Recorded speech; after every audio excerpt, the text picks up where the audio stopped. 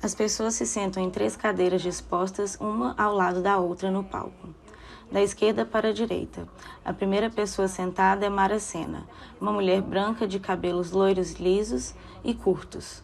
Ela traz um vestido comprido de cor marrom com uma estampa em tons de amarelo, vermelho e verde.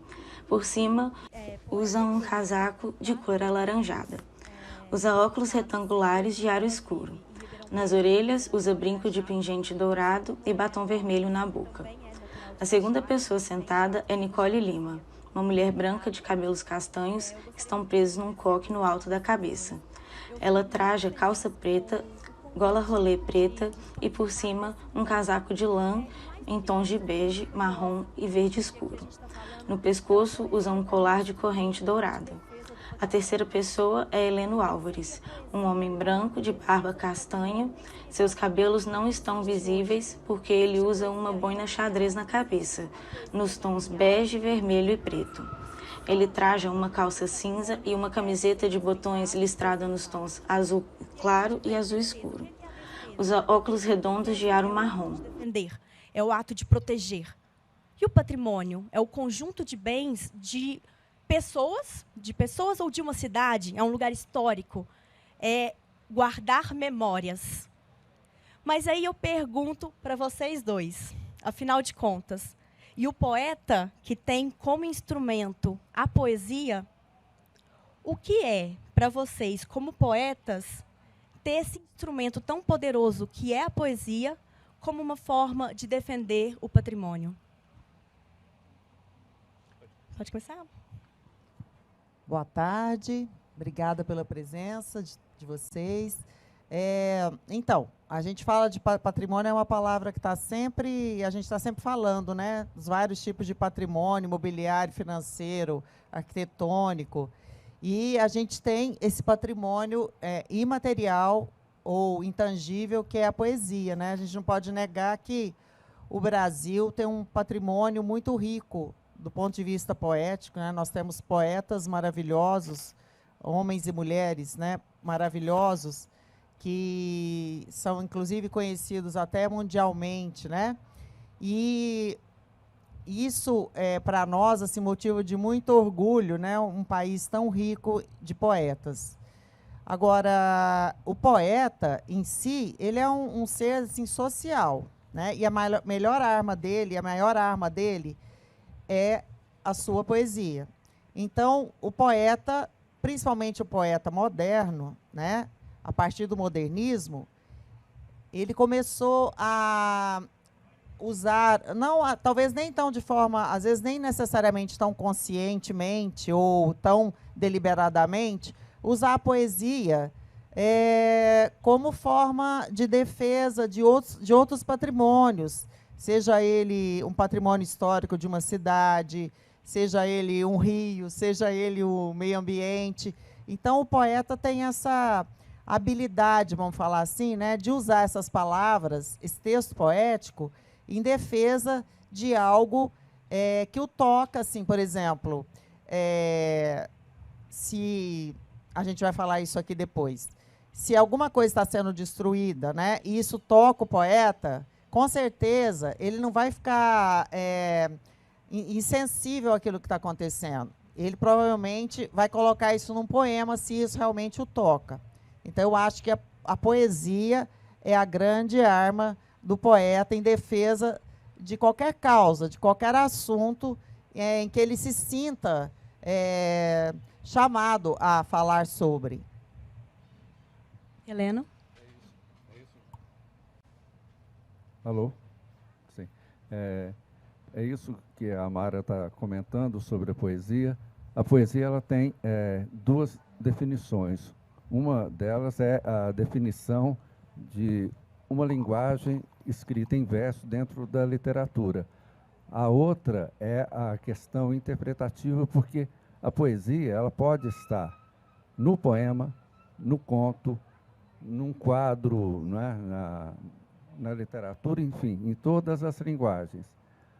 Agora, para falar do patrimônio, eu prefiro falar da poesia como patrimônio imaterial, né? Porque ela atinge a vida de todos nós como um patrimônio imaterial, porque passa todo sentimento, pensamento, filosofia, tudo que você tem consigo mesmo, a poesia passa isso. Então, essa questão do aspecto do patrimônio material é aquela coisa de você, de repente, defender, seja um museu, algum outro patrimônio, é uma forma de você colocar em forma de panfleto, no sentido melhor, que eu acho, porque aí a gente vem na questão do poema panfletário, né? O que é um poema panfletário? Literariamente, muita gente considera uma linguagem inferior, e eu não entendo assim. Eu acho que o conteúdo ele pode ser em forma de panfleto, não tem problema o conteúdo ser assim, um questionamento público, político, não tem problema nenhum. O grande aspecto que eu analiso é a forma.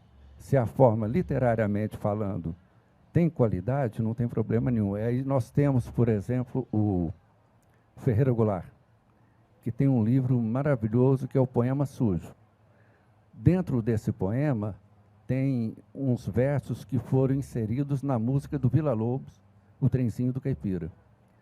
E é uma maravilha, né? Então, o poema, todo esse livro do Ferreira Goulart, foi muito elogiado pelo Vinícius de Moraes como sendo um dos livros mais importantes da língua portuguesa. Então, eu acho que, pegando o patrimônio material e imaterial, a poesia, de forma diferente, tem o seu papel fundamental.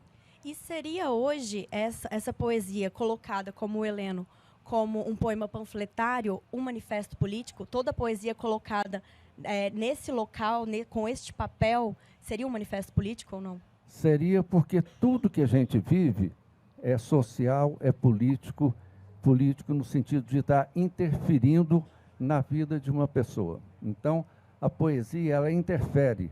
Então, dependendo de que maneira, inúmeras as maneiras de interferir, né? Mas eu acho que sim, eu acho que tem um peso político, sim. Então, eu acho que, quando a gente fala em política, geralmente a gente pensa numa coisa partidária, né, ou alguma coisa nesse sentido, mas não é nesse sentido que a poesia é política. Na verdade, a poesia está em todas as coisas e a gente vive dentro de uma política, seja ela qual for, não necessariamente estou falando de governos, mas falando de uma estrutura que a gente vive, né? Então, se vocês me permitirem, eu queria até ler um poema aqui da poeta polonesa Wisława Szymborska, em que ela fala sobre essa questão, para a gente ver assim, que a poesia, não existe assunto proibido para a poesia, né? Eu estava falando com a Nicole, eu posso falar da flor, mas eu posso falar da guerra, eu posso falar do amor, mas eu posso falar da morte, a poesia pode retratar uma coisa horrível, uma coisa belíssima, então não existe assunto que a poesia não possa abordar, né? E dessa questão de fundo político da poesia, assim, principalmente nessas causas de defesa de alguma coisa, eu posso ler o poema aqui? Vou ler um poema da Wisława Szymborska, que ela fala assim, ó, filhos da época. E eu queria ressaltar o seguinte, o poeta é sempre um homem da sua época. Ele vai retratar sempre o seu tempo.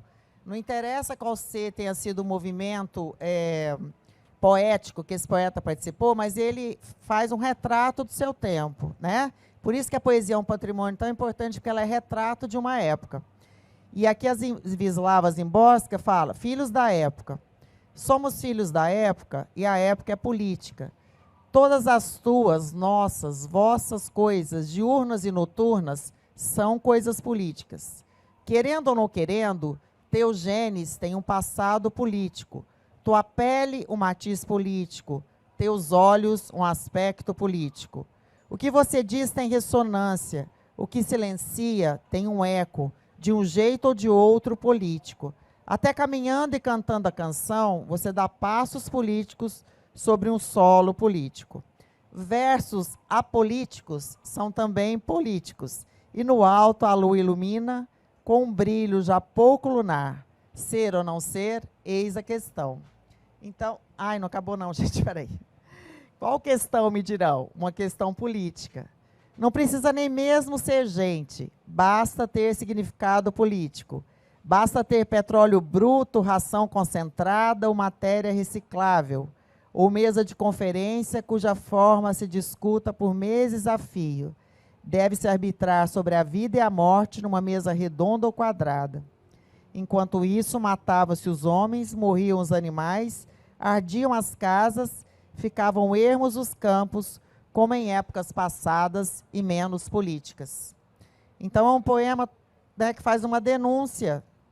Ele tem um fundo político, como eu falei, não a política partidária, nada a ver com nada disso, né? Mas tem um fundo político. Então, querendo ou não, a gente sempre vai cair nessa, eu acho que nessa área, né? Política, seja ela qual for, no sentido amplo que eu estou falando, não no sentido de partido, tá bom? É isso mesmo, que eu estava tentando falar, a poeta fez de uma maneira genial, né? Mas é isso mesmo, a política que eu estava também mencionando é aquela de interferir. A partir de 3, 4 pessoas, já é uma coletividade. A partir do momento da atitude que você tem e interfere, essa é uma atitude política. E é uma forma de conscientização também. É muito interessante porque o poeta fala do seu tempo.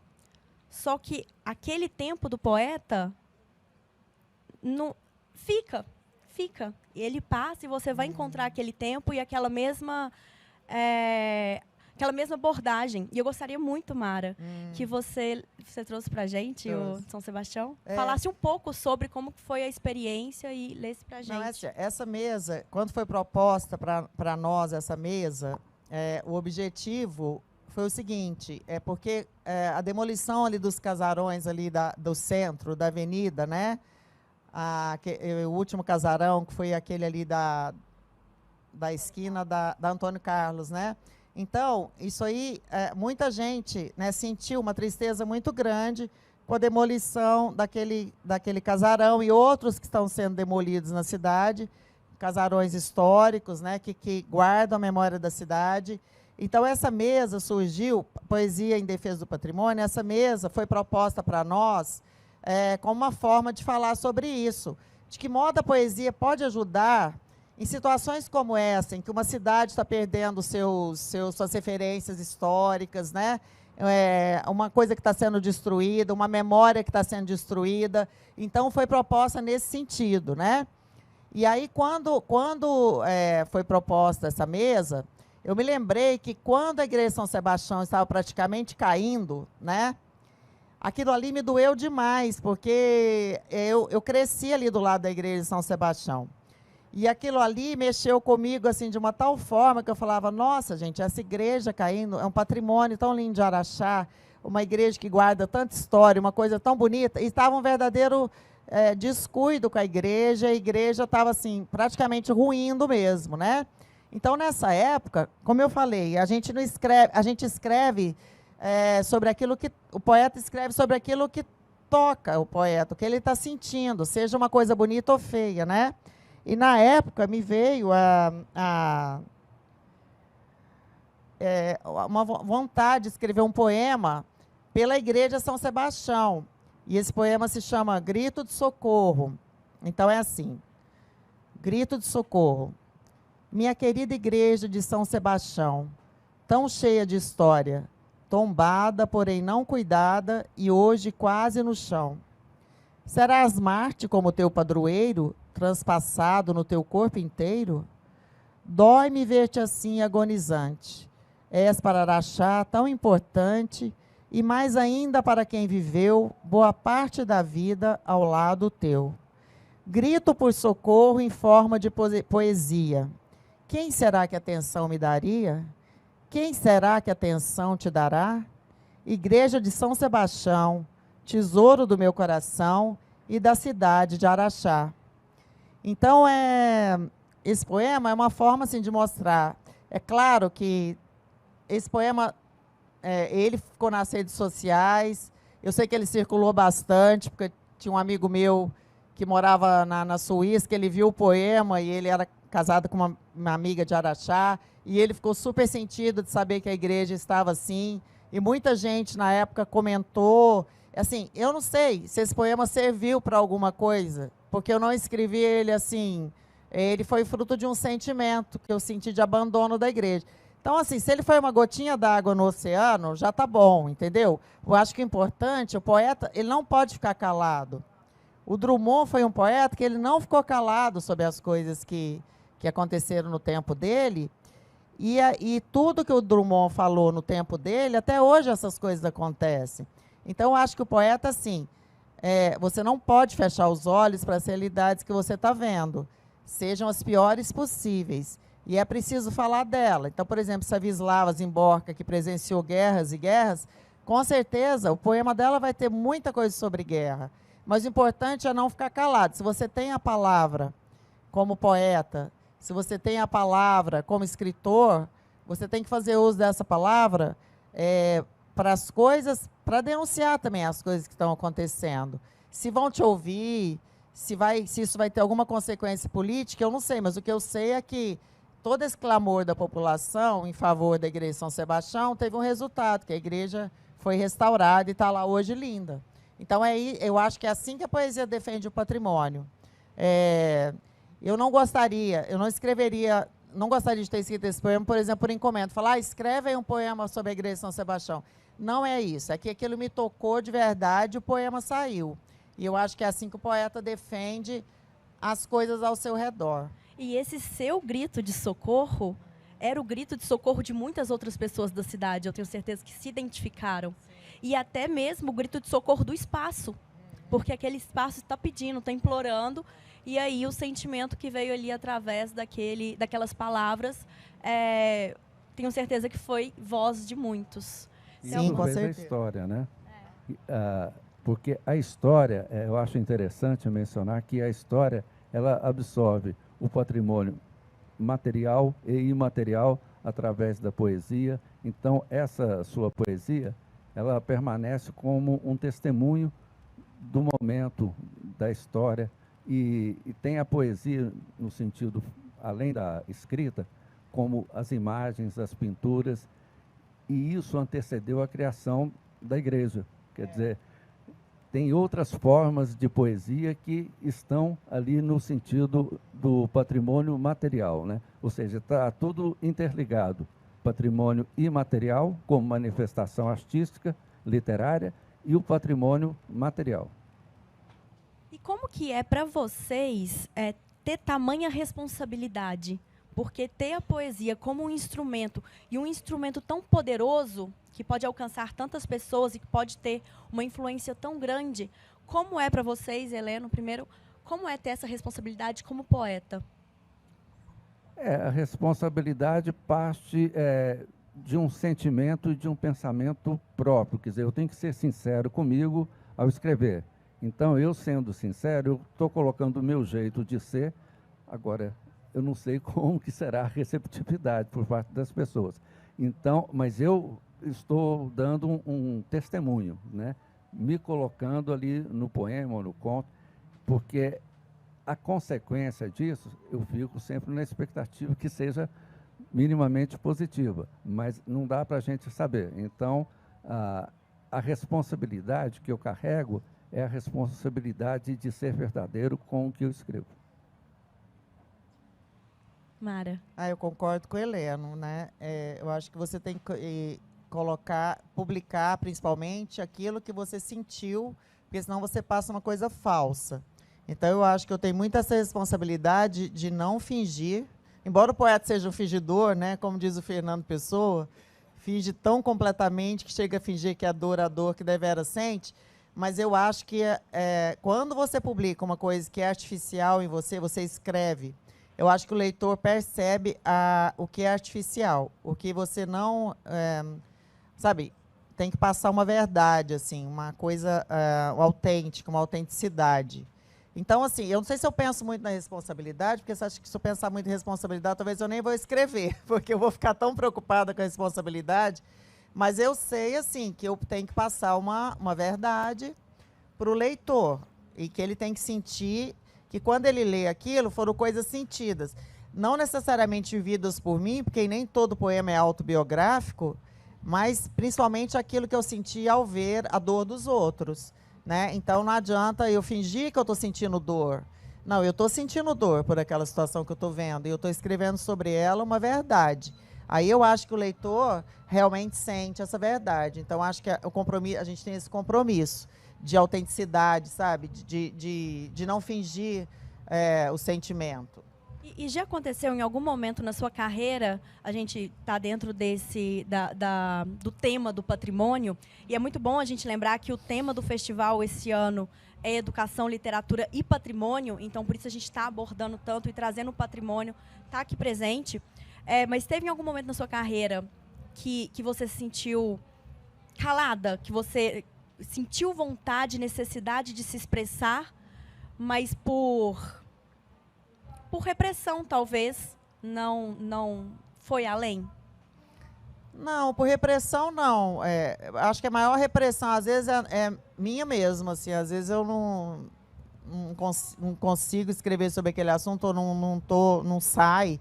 É por isso que eu estou falando, eu não gosto de escrever nenhum poema forçado, sabe? Eu acho que nada forçado. Então, assim, graças a Deus, a gente está vivendo num tempo que a gente está podendo falar algumas coisas, né?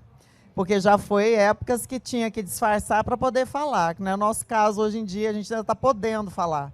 Então, nenhum tipo de repressão à época que eu vivi, né? Talvez se eu tivesse vivido alguns anos antes, talvez tivesse repressão, mas graças a Deus não. Eu acho que tem, às vezes, um bloqueio criativo, assim, eu estou vendo uma coisa acontecendo, mas eu não estou conseguindo expressar, sabe? Eu estou querendo falar, mas não sai, mas, assim, repressão de fora, não, graças a Deus. Helena, alguma consideração? Não, é isso mesmo que a gente já comentou sobre o fato do patrimônio material e imaterial. Eu acho que essa questão do imaterial, esse patrimônio imaterial, me chama mais a atenção, porque através desse patrimônio, que é a literatura, a poesia, ela é por si só um grande patrimônio que retrata todos nós e as circunstâncias que vivemos. Eu acho que isso me atrai mais do que analisar o que é muito interessante também, o patrimônio material, né? Porque aí você, até por encomenda, você pode escrever um poema. A Mara está falando que você não consegue... Eu consigo, mas não gosto. Pois é, mas assim, de repente, para quem está lendo, não vai saber se foi ou não por encomenda. Então, ele pode exercer igualmente uma grande interferência, uma grande influência para quem lê, né? Eu acho que isso também é interessante. O patrimônio material é muito importante, né? Agora, eu prefiro discorrer mais no sentido da literatura e a sua importância. Ótimo. Eu não vou ficar monopolizando esses dois, então quero deixar vocês muito à vontade para quem quiser fazer alguma pergunta. Só falar. Pode ser? Os casarios, né? Combinado. Pode ler agora. Uhum. Então, dentro do tema da mesa, né, que falei para você, essa mesa surgiu por causa da destruição do patrimônio histórico de Araxá, das casas que estavam sendo demolidas. E eu fui pegar, assim, na literatura, como eu falei, os poetas sempre fizeram isso, né? Eles eternizaram monumentos. Hoje em dia existem monumentos que foram demolidos e estão eternizados em obras dos poetas. Então, o que eu falei, sempre, os poetas são homens do seu tempo, homens que vivem na cidade, enxergam a cidade de uma forma poética e conseguem passar isso nos seus versos, né? Na verdade, todos nós todos, somos poéticos na nossa essência. Poesia está na gente, na alma da gente. Isso é uma coisa que tem o poesis, né? Poesis, que é o início de tudo, que deu origem a tudo. Todos nós temos dentro de nós a poesia. Não são todos que vão colocar essa poesia no papel, mas eu acho que esse sentimento de quando o casarão foi destruído, que tocou essas pessoas, é como se tivesse destruído também a poesia dentro delas, a história dentro delas, não é? Aquilo que foi vivido naquele século, naquela época. É uma melancolia de um tempo que talvez a gente não viveu, mas que tinha talvez lá alguma coisa que simbolizava o passado. É como se a gente estivesse perdendo o passado, né? Aí eu... Hã? Tinha um museu lá na casa. Tinha um museu, né? Então, mas não é a primeira também, não é a primeira que é demolida, e existem... Eu não sei exatamente, assim, eu não vou entrar nas questões políticas da demolição, econômicas, nada disso, porque não foi isso que a gente veio falar. Mas eu queria ler também, eu saí procurando assim, poemas de outros poetas brasileiros que mostrassem esse mesmo sentimento que as pessoas têm quando veem destruído um patrimônio, mesmo que a gente às vezes nem mora no lugar, mas você vê uma destruição e aquilo dói profundamente na gente, né? Às vezes acontece uma catástrofe, às vezes acontece, ou numa guerra, como a gente está vendo agora, cidades lindas sendo destruídas, acho que provoca na gente um sentimento universal, assim, de perda muito grande, né? Aí eu separei aqui um poema do Mário Quintana, e ele está sem título, esse poema, eu não consegui achar o título dele, mas ele fala assim, ó: aquela última janela acesa no casario sou eu, um velho casarão bem assombrado, aquele que habitei ultimamente. Não tinha disso de arrastar correntes ou espelhos de súbito partidos, mas a linda visão evanescente dessas moças do século passado, as escadas descendo lentamente, ou às vezes nos cantos mais escuros, velhinhas procurando seus guardados no fundo de baús inexistentes. E eu fingindo que não via nada. Mas para que, amigos, tais cuidados? Agora foi demolida a nossa velha casa. Em que mundo marcaremos novo encontro? Achei tão lindo isso, em que mundo marcaremos novo encontro? Né? Se a gente vai destruindo o nosso passado, em que mundo a gente vai marcar um novo encontro? Achei tão bonito esse poema do Quintana. Fala alguma coisa? Muito bonito. Essa coisa, o poema, o poeta ele é testemunha do seu tempo. Então, é interessante, por mais que o poema seja atemporal, mas quando o poeta escreve, ele tem que dar o seu testemunho, retratando do seu jeito o que ele está vendo ali na sua realidade. Perfeito. Gente, a gente está chegando nos minutos finais. Tem alguma pergunta? Alguém ficou com alguma... Porque é uma mesa, é um assunto muito complexo, é complicado. Tipo, quando eu fui convidada, eu falo que eu fiquei curiosa, porque eu não entendi nada. Eu falei assim, fui pesquisar, fui correr atrás, entrei em contato com esses dois aqui e falei, gente, me ajuda. Porque é um tema complicado. Só que a partir do momento que a gente vai aprofundando, a gente entende o quanto é importante. E é o que a Amara falou, existe a poesia dentro de cada um de nós. E quando patrimônios, quando lugares como esses, que a gente convive, que a gente cria memórias junto com eles, são destruídos, são modificados, algo dentro da gente modifica também. Então, é uma mesa muito interessante, é uma mesa de reflexão. E eu espero que vocês, que estão aqui hoje, muito obrigada, levem isso com vocês, sabe? Quando olhar para um lugar assim, enxergue a poesia que existe dentro daquele espaço. E permita que a poesia que existe dentro de vocês transborde. Temos mais uns 5 minutinhos. Vamos para as considerações finais? Não, mais 5 minutos. Uma pergunta?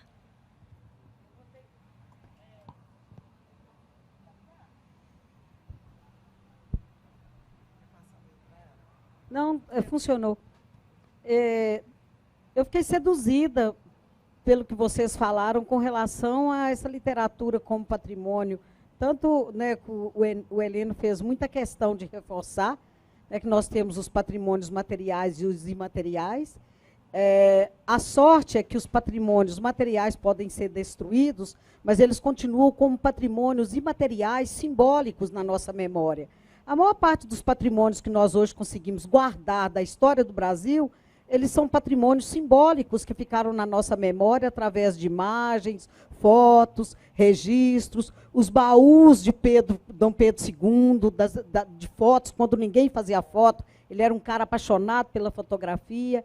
Esses baús hoje, né, que estão sendo reestudados, trazem para a gente essa noção de que nós temos um patrimônio simbólico de muita importância e que ele precisa ser removido para o presente para que a gente possa entender o nosso passado e até fazer juízo sobre nós. E é por isso que, antes de fazer a minha pergunta, eu vou trazer à tona uma frase muito interessante que está na música de Milton Nascimento com Fernando Brant, que ele fala: se o poeta é o que sonha o que vai ser real, vão sonhar coisas concretas e esperar pelos frutos no quintal. Eu acho que toda poesia que eu li na vida me fecundou de alguma forma. E como é que vocês são fecundados pela poesia? Como é que é isso, Heleno? Você se fecunda? Como é que é a história?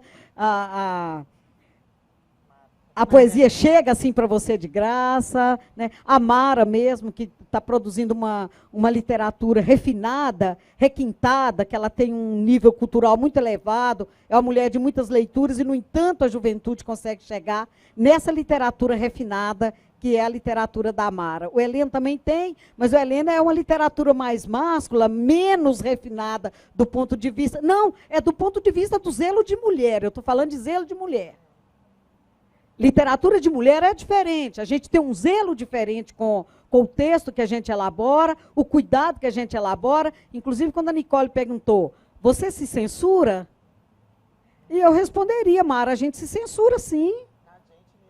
A gente se censura o tempo inteiro, como você disse, que às vezes você não sente bem de escrever sobre aquele tema. Então, como é que vocês são fecundados? Como é que é isso de se sentir grávido de um poema e, de repente, ter que escrever aquele poema, porque você já está grávido e não tem mais jeito? No meu caso, foi através da leitura e através das convivências que tive na minha família, através de 3 tios que marcaram muito a minha trajetória como poeta. São eles: Hélio Ferreira, pai do Dirceu, da Leila Ferreira, meu tio-avô.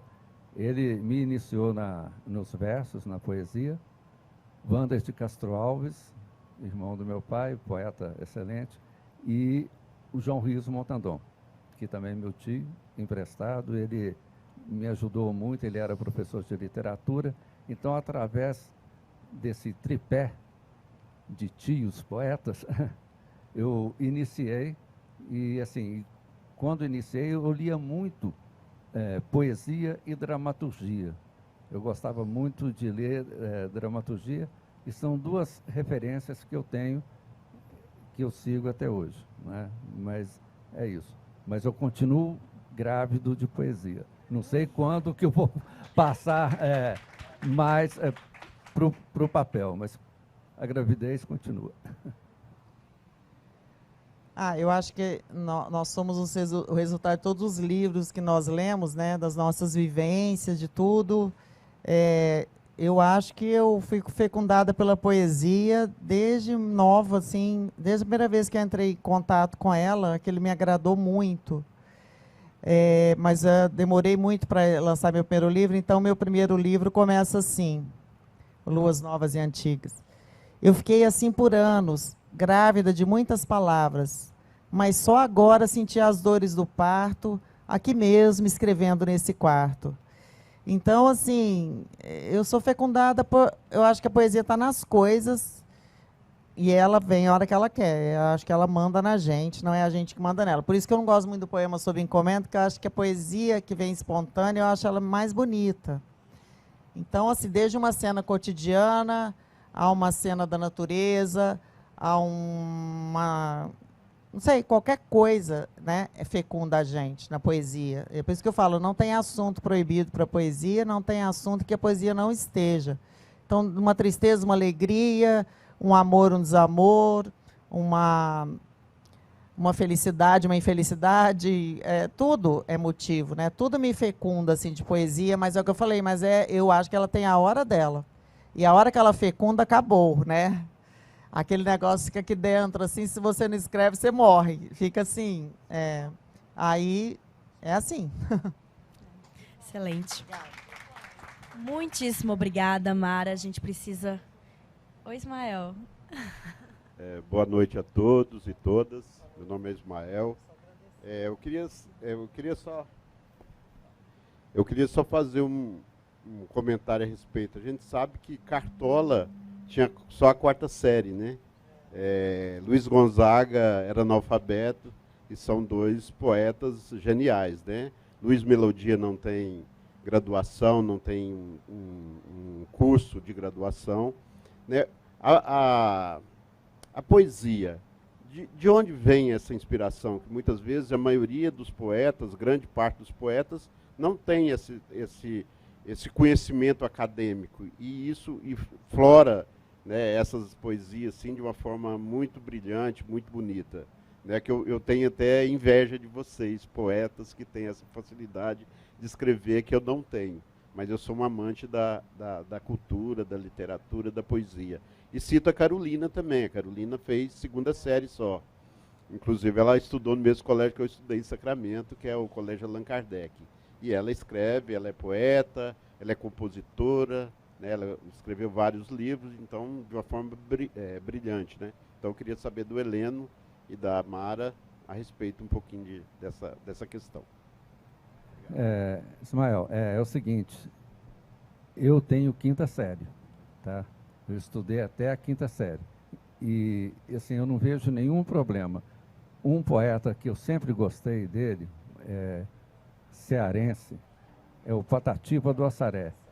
O Patativa do Assaré, ele estudou durante 4 meses numa escola, o tempo passou, ele foi ser professor na mesma escola, onde ele ficou 4 meses estudando. Então, assim, é um exemplo que a poesia, ela não é uma coisa que pertence ao acadêmico. Ela está em tudo, em todos. Então, assim, cada um tem uma maneira de expressar a poesia que está em si mesmo, né? E acho que, por exemplo, alguém pode não ter uma linguagem tão apurada, né? Tão sofisticada, mas vai transmitir com uma intensidade, uma emoção sensacional. E eu cito como exemplo o Patativa do Assaré. Ele falou do Cartola, que na música, né, genial, Cartola, e ele já passou tanta poesia através de suas músicas, né? Então, assim, essa coisa não tem a ver com o aspecto do diploma. É muito ruim isso, né? Mas nós precisamos encerrar, e é ruim porque quando a gente começa a desembolar e sentir tão à vontade com o tema, mas agradecimentos, tem alguma consideração final? Não, vou só falar rápido com ele. Eu acredito no dom, tá? Cada um tem o seu dom, e a poesia é um dom. Tem os dons de pintar, de ensinar, cada um com o seu dom. Eu acredito que a poesia é uma coisa de divino, e eu acredito no dom. Então, temos que terminar. Obrigada. Eu quero agradecer a presença de vocês aqui nessa tarde. Espero que tenha sido bom, né? E agradecer também o convite que eu recebi aqui do FLI Araxá para estar aqui presente. E desejando muita poesia na vida de cada um de vocês. Muito obrigada. Muito obrigado, gente. Leni, Ismael, muito obrigada pela participação. Muito obrigada a todos vocês. Boa tarde. Aproveitem o evento.